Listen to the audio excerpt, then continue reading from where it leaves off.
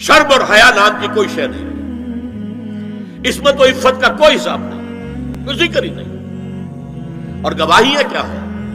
President Clinton نے کہا تھا 2 سال پہلے یا 3 سال پہلے، وہ جو ان کی اینول سپیچ ہوتی ہے، state of the union address, اس نے کہا تھا ان قریب ہماری قوم کی اکثریت حرام زادوں پر مشتمل ہوگی۔ یہ حرام زادے کا لفظ میں نے ترجمہ کیا ہے born without any wedlock. ایک تو ہوتا ہے ایک مرد اور عورت کی شادی ہوئی ہے، نکاح ہوا ہے، پھیرے پڑے، کچھ بھی ہوا ہے، لیکن اعلانیہ طور پر وہ اب شوہر اور بیوی کی حیثیت سے ہے، تو ان کی اولاد ہو رہی ہے، جائز اولاد ہے۔ ایک بغیر شادی کی اولاد ہو رہی ہے تو یہ حرامی ہے، حرام زادے ہے۔ انہوں نے کہا کہ ہماری قوم کی اکثریت حرام زادوں پر مشتمل ہوگی۔ ہومو سیکسولیٹی، لیسبینز، گیز، اور بالکل ڈکلیئر کرتے ہیں، پادری ڈکلیئر کرتا میں گے ہوں، سینیٹر ڈکلیئر کرتا میں گے ہوں، انہیں کوئی شرم ہی نہیں، اس کے اندر کوئی حجاب نہیں، اعتراف کرنے کے اندر کہیں بھی کسی طرح کی رکاوٹ نہیں، ہچکچاہٹ ہی نہیں۔ یہ جس کو کہا جائے گا پرمیسو ہیڈونزم، جنسی لذت ہر طریقے سے حاصل کی جا سکتی ہے۔ زنا بالرضا ہو تو کوئی جرم ہے ہی نہیں، ہاں زنا بالجبر ہو تو جرم ہے، بالرضا ہو کوئی جرم نہیں، جرم ہے ہی نہیں سرے سے۔ ساری اخلاقی اقدار کو اس طریقے سے انہوں نے ملیا میٹ کر دیا ہے۔ البتہ ابھی یہ تیسرا معاملہ کچھ عالم اسلام کی حد تک ابھی پورا ان کا پروگرام مکمل نہیں ہو سکا۔ ہمارے ہاں ابھی کچھ خاندانی نظام کی بنیادیں باقی ہیں، کچھ والدین کا ادب ہے، ان کی عزت ہے، ان کی خدمت کو انسان اپنے لیے سعادت سمجھتا ہے، بیوی اور شوہر کے درمیان محبت، الفت، باہمی اعتماد کی کچھ فضا ہے، خاندانی نظام ہے۔ اگرچہ تیزی سے بگڑ رہا ہے نظام ہمارا، اور ہمارا ایلیٹ طبقہ اوپر کا جو ہے وہ مغرب کے طرز پر جا چکا ہے، لیکن ہماری مڈل کلاسز میں، لوور کلاسز کے اندر ابھی کچھ اقدار ہیں شرم کی، حیا کی، عصمت کی، عفت کی۔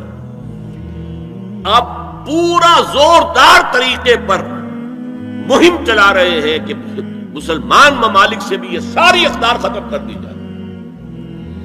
چنانچہ نوٹ کیجئے، قرآن مجید میں 2 جگہ پر اللہ تعالیٰ نے اہل مکہ کو وارن کیا تھا۔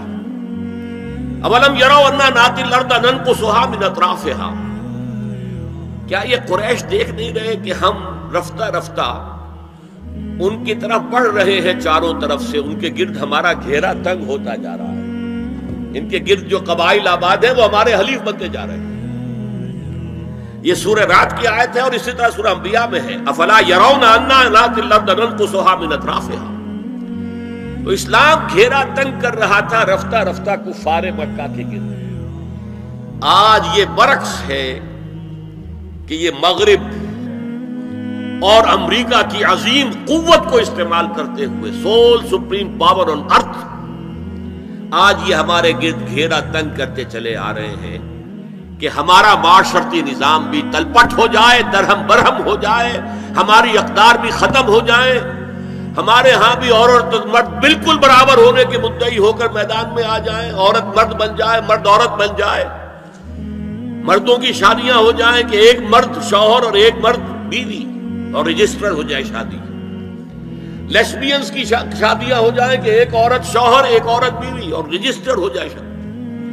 یہ سارا کام ناتی الارض ننقصها من اطرافها، اس کی مثال کیا ہے کہ پہلے اس پروگرام کے تحت 1994 میں کانفرنس ہوئی قاہرہ میں، عرب ورلڈ کا وہ مرکز ہے، اس لیے کہ عربوں میں تعلیم کے اعتبار سے، ٹیکنالوجی کے اعتبار سے سب سے آگے مصری ہے، تو یہ چونکہ ان کا ثقافتی اعتبار سے امام ہے، وہاں جا کر انہوں نے ڈیرا لگایا اور ان افکار کی اور ان نظریات کا پرچار کا معاملہ کیا۔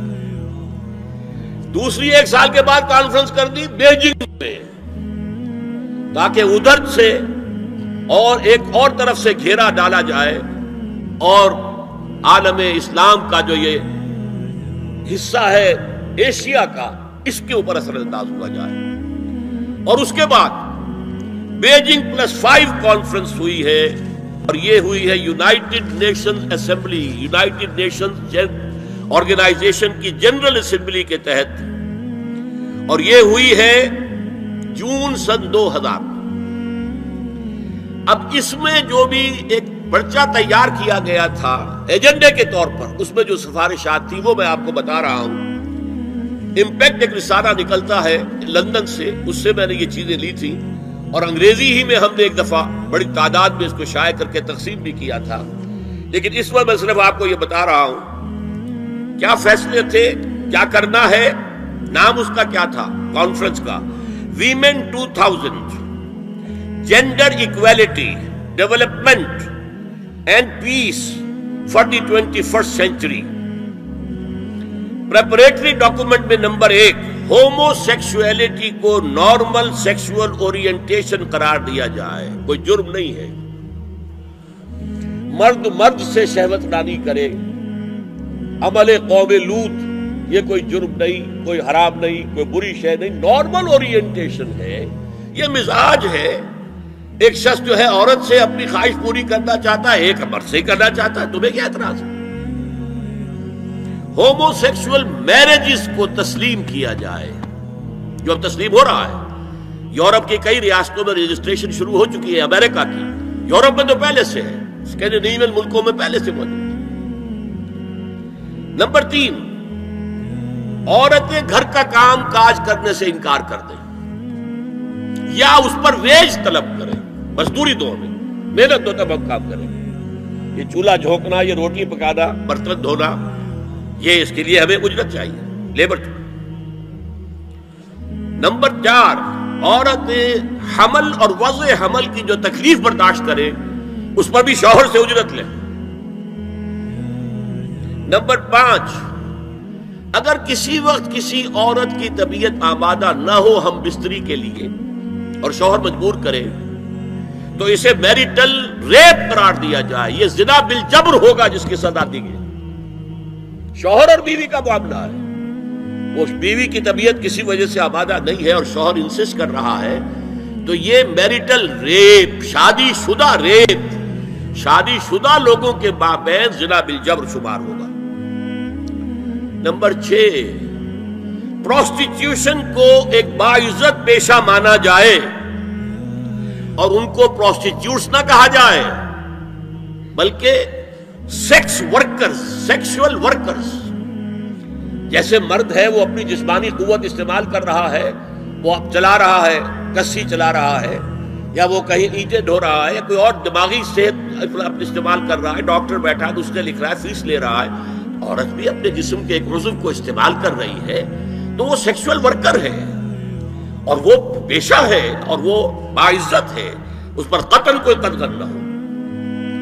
7 وراثت اور طلاق میں بالکل برابری، کوئی فرق نہیں۔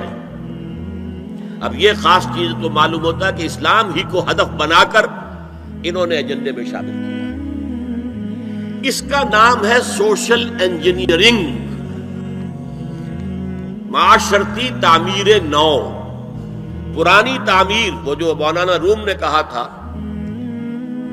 کہ اگر کوئی پرانی عمارت ہے نئی بنانی ہے تو پہلے گرانی پڑے گی، اولا تعمیر را ویرا کنن، تو پہلی تعمیر گرائیں گے تو دوسری بنے گی۔ لہذا یہ سارا سٹرکچر جو ہے سوشل، یہ ختم کر کے یہ نئی سوشل انجینئرنگ ہے جو ہمیں کرنی ہے، اور اس کا سب سے بڑا ٹارگٹ عالم اسلام ہے۔